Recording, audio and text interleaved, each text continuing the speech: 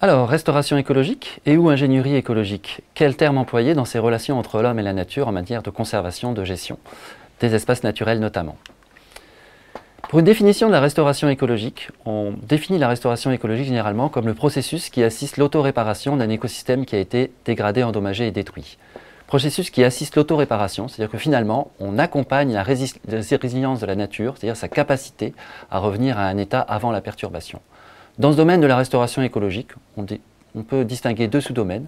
La réhabilitation, qui consiste à intervenir pour restaurer une ou des fonctions de l'écosystème, comme sur cette diapositive, on va mettre en place en fait des micro-aménagements pour retenir l'eau dans le cadre d'érosion torrentielle, ou alors la restauration sensu stricto, qui consiste à restaurer l'intégralité d'un écosystème à travers sa richesse en espèces, sa composition en espèces, sa structure, mais aussi ses fonctions. D'où vient la restauration écologique ? Aux origines de la restauration écologique, celle qui a été documentée en fait par des informations de recherche, les premiers projets ont lieu aux États-Unis dans les années 30, notamment par un professeur de l'université de Wisconsin, Aldo Leopold, qui a été le premier à mettre en place des opérations de restauration de grandes prairies nord-américaines à partir de terres dégradées par des cultures intensives. Il a notamment été à l'origine, on peut dire, des grands axes, des grandes idées de la restauration écologique moderne actuelle, à travers son discours qui était notamment de restaurer des échantillons d'écosystèmes et non pas l'ensemble en fait des milieux concernés, et sur la définition de l'écosystème de référence qui dans son cas n'est pas l'écosystème originaire d'Amérique du Nord, mais une relation entre l'homme et la nature qui était déjà dans cet espace fortement influencé par la gestion des grands troupeaux d'herbivores par les Amérindiens. En France, les origines de la restauration écologique peuvent être attestées, en fait, peuvent remonter finalement par les opérations de restauration des terrains en montagne qui ont été mises en place au XIXe siècle dans le cadre de la lutte contre l'érosion torrentielle dans les Alpes, suite en fait à des opérations de déforestation intensive et de surpâturage. Que faut-il restaurer ? Quand on restaure en fait les écosystèmes, on peut chercher à remettre en place la biodiversité sous toutes ses composantes, les animaux, les végétaux, etc., mais également à tous les niveaux d'organisation, c'est-à-dire des gènes au paysage.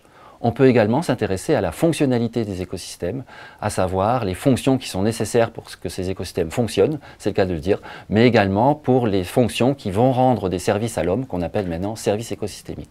On peut aussi s'intéresser tout simplement à redonner du sauvage à ces écosystèmes en s'intéressant à la naturalité, notamment la naturalité future, qui est celle qui va s'exprimer une fois que les dégradations auront cessé. Quels sont les objectifs de la restauration écologique ? On considère en matière de restauration écologique que les objectifs sont de remettre l'écosystème qui a été dégradé sur une trajectoire qui va lui permettre d'atteindre une référence qui existe encore ou qui n'existe plus, et à savoir que cette référence a elle-même en fait finalement des oscillations, et que le succès de la restauration écologique existera quand ces deux courbes seront superposées, contrairement à la courbe de l'échec où on n'a pas réussi soit à réintroduire des espèces, soit à remettre en place des fonctions. Comment évaluer le succès de la restauration écologique ? Évaluer le succès de la restauration écologique, ça voudrait dire qu'on a été capable de remettre en place toutes les composantes de l'écosystème et toutes ses fonctions. Généralement, sur toutes les méta-analyses qui ont pu être faites, à l'image de ce qui se passe actuellement sur la présentation, on atteint généralement pas l'intégralité, la restauration de l'intégralité de l'écosystème, mais un palier.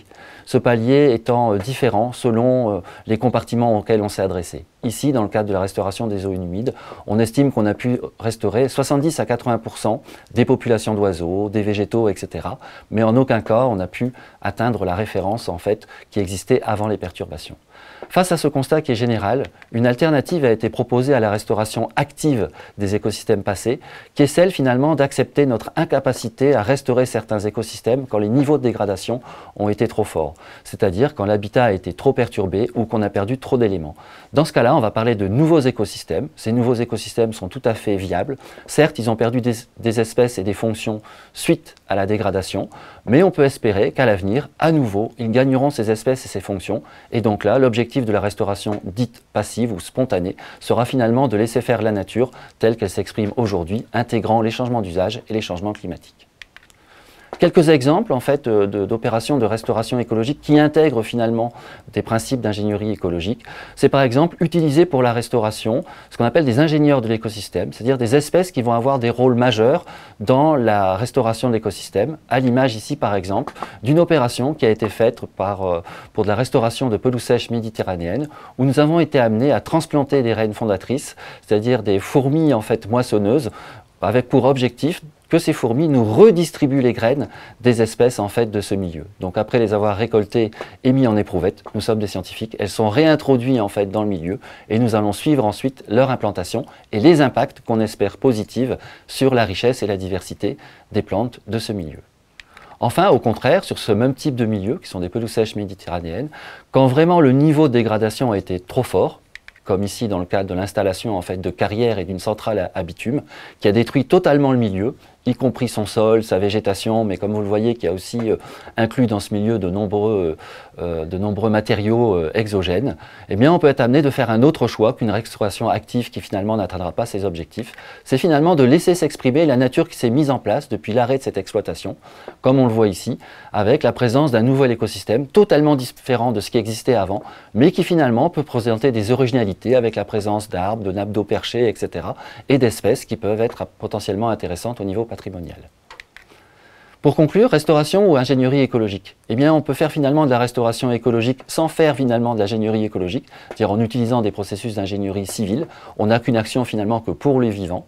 Ou au contraire, si on veut vraiment avoir une action à la fois pour le vivant, c'est-à-dire restaurer les écosystèmes, mais aussi par le vivant. Dans ce cas-là, comme nous avons vu dans l'exemple, quand on utilise des ingénieurs de l'écosystème, on va faire de l'ingénierie écologique sensu stricto, une action qui est à la fois pour et par le vivant. Et vous pouvez voir que dans la pratique, quelquefois, on va étendre cette dénomination ingénierie écologique à de la restauration écologique ou à des processus de bioinspiration, de biomimétisme. Les termes, encore une fois, sont en perpétuelle évolution. Quelle perspective dans ce domaine en matière de recherche au niveau de la restauration écologique? Finalement, quelle nature voulons-nous? Allons-nous plutôt restaurer des écosystèmes nouveaux en laissant faire la nature dans le cadre des changements climatiques actuels? Allons-nous continuer à essayer de restaurer des écosystèmes culturels qui ont disparu et dont on n'atteindra peut-être finalement pas l'intégralité vu les changements de conditions écologiques et socio-économiques? Quels sont les objectifs prioritaires pour la restauration? Comme nous l'avons vu, faut-il axer sur la biodiversité, les services écosystémiques ou même la naturalité? Quelles techniques allons-nous privilégier? Et nous voyons que finalement, pourquoi ne pas utiliser de l'ingénierie écologique qui va avoir un impact environnemental plus faible que le génie civil, donc agir dans la durabilité?